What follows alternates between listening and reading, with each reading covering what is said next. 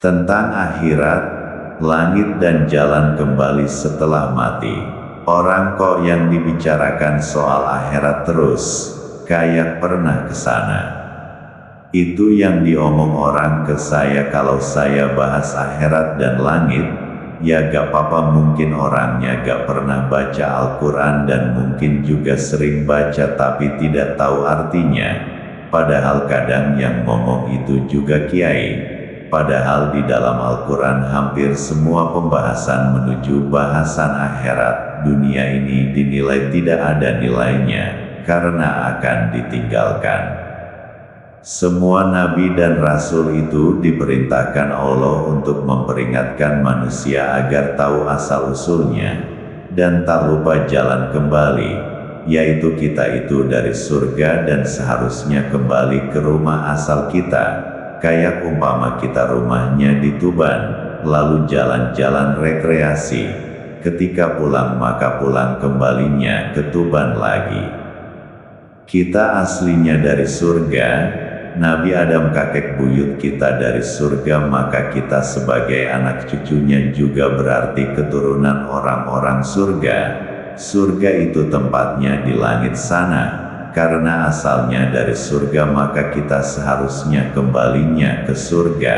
Kalau kembali ke neraka itu namanya nyasar. Jadi nabi-nabi itu juga ruhnya dari surga, juga wali-wali itu ruhnya dari surga. Mereka sebelum jadi manusia masih berupa ruh, mereka tinggal di surga, lalu diturunkan ke bumi masuk ke dalam jasad bayi, agar bisa hidup di dunia dan memberi peringatan dan kabar gembira, bahwa kita itu dari surga, maka seharusnya kembali ke surga ke rumah asal kita tinggal. Diturunkan nabi dan wali yang sudah sebelumnya sebagai ruh yang tinggal di surga, agar perkataan dan peringatan juga ucapan tentang surga itu lebih berkesan, berbobot, karena melihat surga dan mengalami kehidupan di surga. Makanya nabi-nabi, wali-wali itu mengajak dan mengajarkan zikir la ilaha illallah. Kuncinya surga. Kalau kembali ke surga tidak punya kuncinya, bagaimana bisa masuk? Maka diajarkan kuncinya surga, dan kunci itu bergerigi. Geriginya harus pas, gerakannya harus pas, melafazkan lafaz la ilaha illallah harus pas. Setiap tingkatan surga ada pintunya, dan setiap pintu ada kuncinya, dan setiap kunci hanya cocok dengan satu pintu. Kunci pintu surga Firdaus tidak sama dengan surga Iliyin. Makanya gerakan la ilaha illallahnya beda. Kau punya kunci surga hanya kayak colokan telinga gak ada rengget-renggetnya, ya berarti bukan kunci surga. Kau melafazkan la ilaha illallah hanya dilafazkan saja, yaitu tidak cocok dengan pintu surga mana saja. Ya gak apa-apa, setidaknya gak masuk surga asal tidak disiksa. Kenapa yang diajarkan semua nabi dan semua aulia itu la ilaha illallah yang benar? Karena kuncinya surga itu la ilaha illallah. Jadi mau ke surga harus bawa kuncinya. Kalau tidak bawa kuncinya tidak akan bisa masuk. Dan surga itu di akhirat. Maksudnya akhirat itu setelah berakhir kehidupan kita di dunia ini. Surga itu di langit 100 ke atas. Kalau kedudukan kita tidak sampai ke langit 100, maka setelah kita meninggal, ini bukan setelah hari kiamat, tapi saya katakan setelah kita meninggal, maka tidak bisa kembali ke asal kita, yaitu ke surga. Jadi orang yang sudah meninggal itu akan kembali ke alam ruh. Itu bisa di bawah langit atau di langit. Di langit itu kalau belum tingkatan kita langit 100 ke atas, maka belum sampai ke surga. Percaya boleh, tidak percaya juga tidak apa-apa. Saya tugasnya hanya memberitahu saja, tidak tugas saya untuk menjadikan agar orang percaya.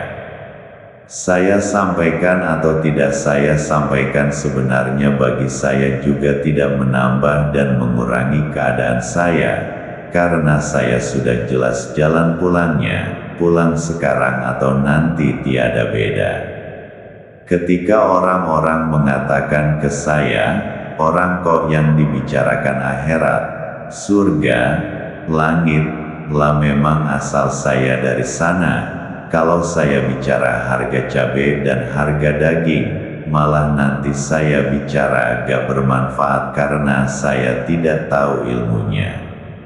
Orang-orang yang menolak para nabi dahulu, mereka itu takut kedudukannya direbut, kenikmatan dunianya dirampok dan kenyamanan hidup di dunia ini sudah mendarah daging.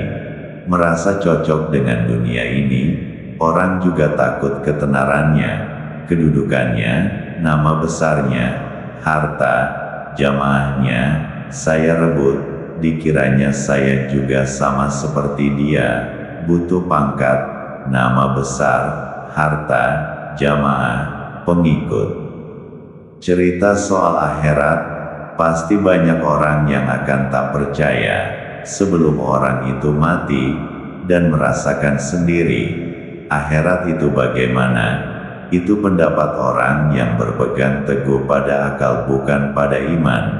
Kalau tidak melihat dengan mata kepala sendiri, seakan dianggap tak ada, bahkan akal pikiran dan hatinya juga mungkin tak percaya. Kalau ada, karena tak pernah melihat dengan mata kepalanya, bahkan melihat dengan mata kepala juga tak percaya. Yaitu melihat kalau ada orang yang meninggal, melihat Al-Quran, tapi tak mempercayai, dan mengimaninya. Jumat, malam Jumat, gerbang akhirat terbuka, biasanya ruh yang diberi kesempatan pulang melihat dunia akan pulang melihat dunia. Maksud Allah adalah agar orang itu jika menyesal, makin tebal sesalnya, karena sudah tidak bisa berbuat apa-apa di dunia lagi, dan waktu tidak bisa ditarik kembali, sekarang sudah mati. Waktu saya zikir, ada sekelebat bayangan putih, saya tahu itu ruh, dalam bentuk bayangan itu biasanya akan bisa dibedakan, kalau cahaya terang benderang, dan sangat terang sekali, dipenuhi cahaya maka itu beliau Shallallahu Alaihi Wasallam. Kalau hanya cahaya saja, maka itu malaikat, dan terang tidaknya cahaya malaikat itu sesuai dengan kedudukannya. Lalu kalau cahaya putih disertai bentuk manusia, atau bentuk putih berbentuk manusia tapi bercahaya itu ruh para aulia, begitu juga terang tidaknya cahaya yang meliputi aulia itu menunjukkan derajatnya. Kalau makin terang maka makin tinggi cahayanya, kalau makin redup makin rendah kedudukannya. Kalau tidak berupa cahaya, tapi asap, maka itu ruh orang biasa saja, yang tidak disiksa di akhirat. Kalau warnanya redup, maka itu tandanya mengalami siksaan. Kalau warnanya gelap, maka itu disiksa dengan dosa yang banyak, dan kalau warnanya pekat sekali, apalagi sampai punya tanduk, maka itu sudah jadi pengikut dan pemuja iblis. Orang yang masih hidup itu juga begitu, jika dilihat dengan mata batin, jika derajatnya tinggi di sisi Allah, maka ruhnya akan terang benderang. Makin terang makin dekat dengan Allah. Kalau redup ruhnya, makin rendah derajatnya. Ruh aulia, itu cahayanya terang ke langit, cahaya yang keluar dari jasmani dan ruhaninya membumbung ke langit. Nah, sampai langit berapa cahaya itu berhenti, maka sampai di situ kedudukannya. Orang yang keluar cahayanya itu terbentuk dari amaliyahnya, ibadahnya, zikirnya. Jadi dari ibadah seseorang itu akan keluar malaikatnya kalau ibadahnya benar, kalau tidak benar ya tidak keluar malaikat sama sekali. Artinya tidak ada cahaya yang keluar dari tubuhnya sama sekali. artinya tidak ada ibadahnya yang ke langit, misal berdoa juga tidak ada doanya yang ke langit.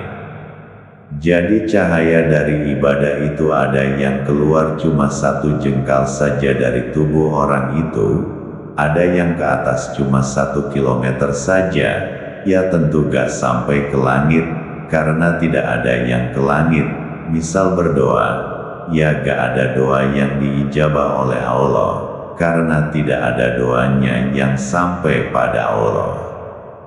Ada yang cahaya dari ibadah seseorang itu sampai ke langit 1, 2, 3 dan seterusnya sampai ke langit yang tak bisa dijelaskan lagi, karena sangat tingginya, langit itu banyak tak terhitung oleh manusia. Manusia hanya boleh membahas 7 saja, jangankan langit yang 7. Langit yang paling rendah saja belum ada manusia dengan alat canggihnya sampai sana.